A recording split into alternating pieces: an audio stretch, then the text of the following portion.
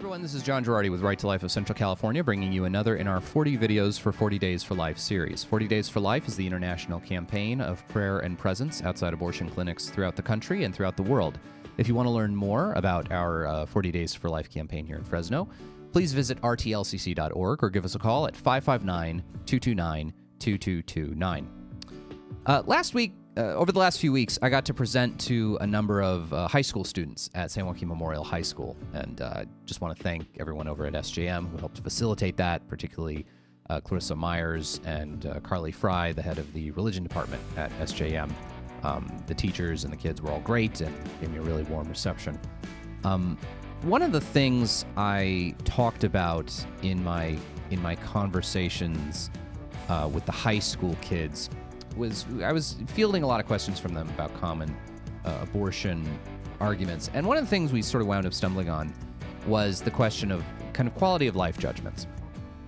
You will sometimes hear people make the claim that because the likely quality of life of an unborn child is going to be bad, maybe his mother is a druggie, maybe his mother is in a bad situation, teenage mom, druggie, in and out of the criminal justice system, not doing great, no family support. People will make judgments like, well, he'll just probably wind up in the foster care system, so why not just choose abortion instead of foster care? Now, there are a lot of parents who raise foster kids in incredibly loving and self-sacrificial ways, who take care of children who are worthy of love and dignity and respect, who would find the casual way in which many people make those kinds of arguments just utterly horrific. There are a number of people walking around, successful people who have lives and families and loved ones and people who care about them, who would find such a callous approach to children in the foster care system, I think, horrifying, and rightly so. To make these kinds of quality of life judgments for an unborn child, and to make that the basis for an abortion decision or a justification for an abortion decision, is really shocking.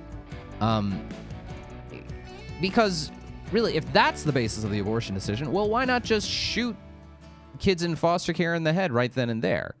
I mean, if you're going to talk about likely outcomes for their life, the success or failure of likely outcomes of a child's life, then there's no reason in my eyes why you should limit the decision of whether or not to kill a child just to when the child's in the womb.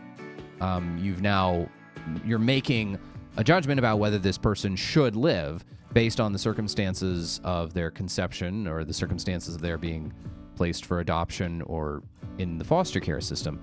It seems like an incredible act of presumption to sort of make these judgments.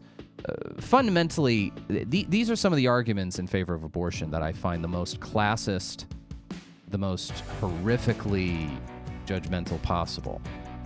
That we're not even in the realm of trying to discern whether the unborn child, whether the autonomy of the mother is being impacted or not. That's one of the major pro-choice arguments. We're not even in the realm of trying to decide, well, is this a true human person that's a rights-bearing member of the community? That's the other major thrust of pro-choice arguments. No, instead we're just going to make judgments about whether we think you're worthy or not.